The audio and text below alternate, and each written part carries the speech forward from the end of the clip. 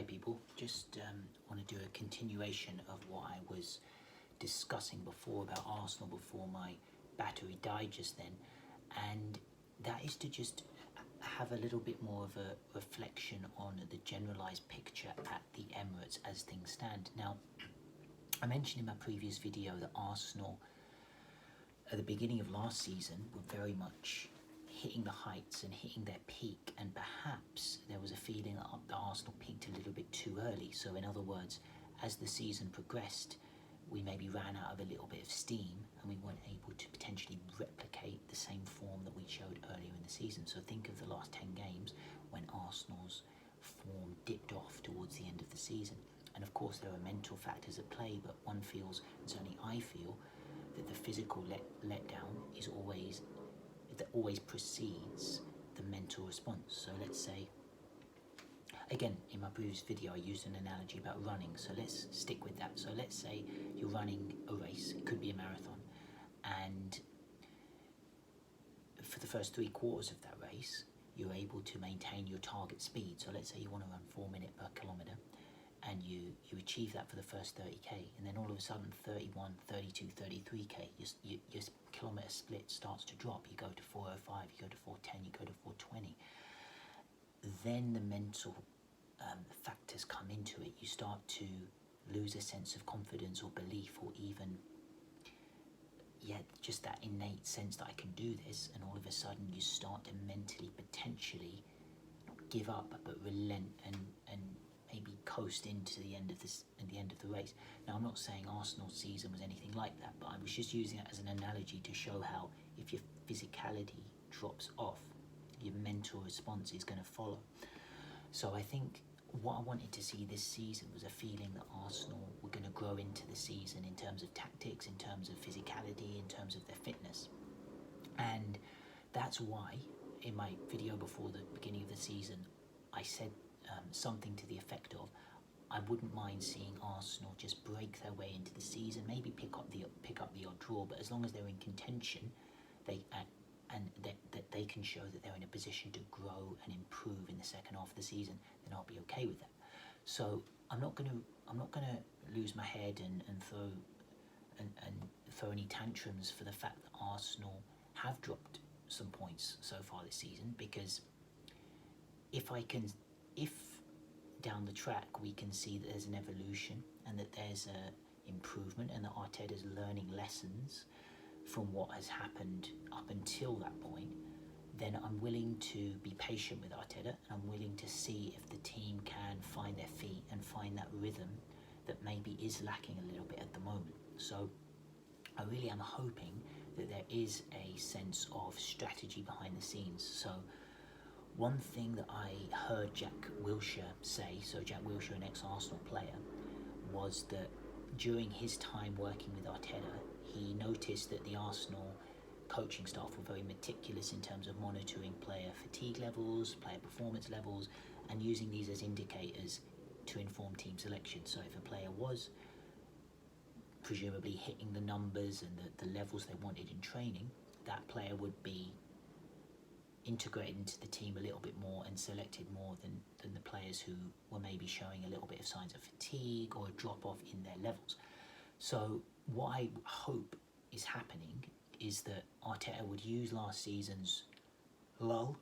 Some would be a little bit more brutal and say capitulation. Personally, I would call it just a drop off, so that some would use Arsenal's drop off towards the end of the season as a way to refine that formula. So think, okay, we've got another collection of evidence, we've got a bigger sample size about how each player goes over the course of a 38-game season. How can we adapt their schedule, their training program, through the number of matches that they play, to ensure that they can sustain their levels over the course of the season? And if that means the first quarter of the season Arsenal are going to play a little bit more of a deliberate, controlled brand of football, if that is a strategy that means Arsenal are going to be fresher and more spontaneous and more physically fit towards the end of the season, then I'm going to buy into that. But it's still too early to say if that is happening, or if this is just a feeling where there's a miscommunication? Are the players not quite getting what Arteta's saying to them? Is Arteta maybe confusing the players with the message that he's transmitting? Because it does feel, and as much as I want to take the glass half full perspective, it does feel as if the players seem a little bit inhibited, like they are second guessing themselves. And players are getting used to each other, that they aren't trying to understand which player is going to drop deep, where do I need to go in accordance with that. So if for example Havertz is to drop into a particular pocket, what does that mean for Odegaard? Would he follow? Would he go to a similar place, or would he operate from the other side? And it just feels as if the connections are somewhat lacking at the moment.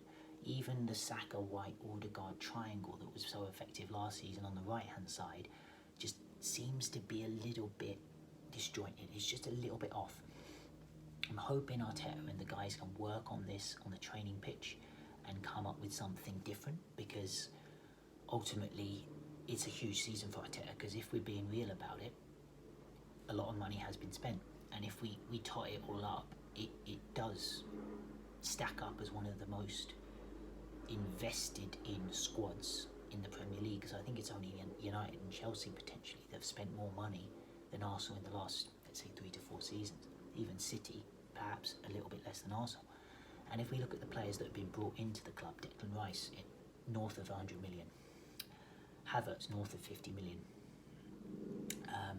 Jesus and Zinchenko last season, heavy investments. We've also seen Timber come in this summer. We've seen the previous summer, so the 21-22 season, Ben White, 50 million. Odegaard.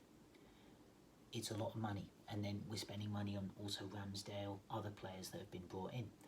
So a lot has gone into this, and I think fourth full season, I believe, fans are starting to get a little bit more impatient. There's been, I think, up until now, a degree of patience with Arteta, trust the process, getting behind the young manager, the young team. We want to see them grow. We want to give them a blank slate, because obviously there was a bit of a tumultuous, corrosive atmosphere at the Gunners before Arteta came in. I was one of those guys that wanted to give Arteta time to imprint his philosophy on the team. However, I certainly feel, and I think fans at large feel, the time is nigh. And what we mean, I think, what I take from that sort of expression is it's time to deliver something.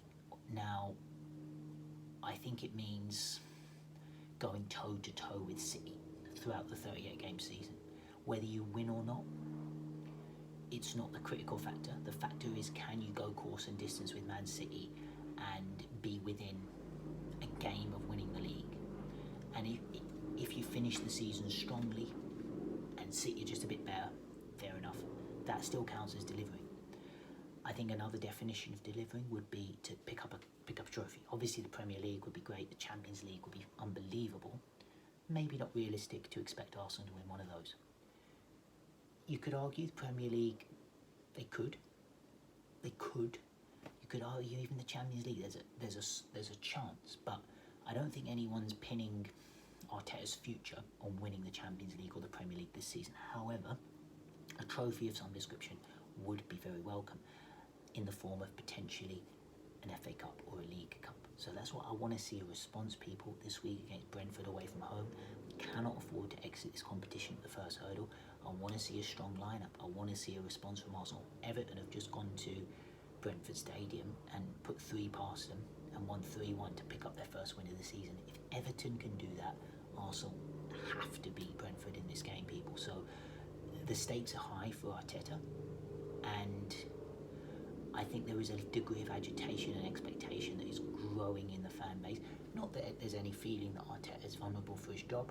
I think, as I've said, we need a bit more evidence, and we need to see if there is a long-term strategy this season. But I think there are more questions than answers at this point, which you could say that about any team. Maybe not Man City. I think we're pretty sure what to expect from them. And Klopp's proven his worth at Liverpool. I think he's earned that. But with Arteta, there are definitely more questions than answers. I'm a massive believer in Mikel Arteta. I really rate him. But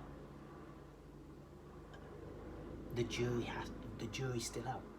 It has to be said, the jury is still out, and the team need to respond, and there needs to be some sort of feeling of consistency, and like we're discovering the identity of this new team. Alright people, I'll leave it there. I'll be back with more videos for sure through the season, and yeah, hope you can keep engaging in these dialogues. Alright people, catch you on the other side.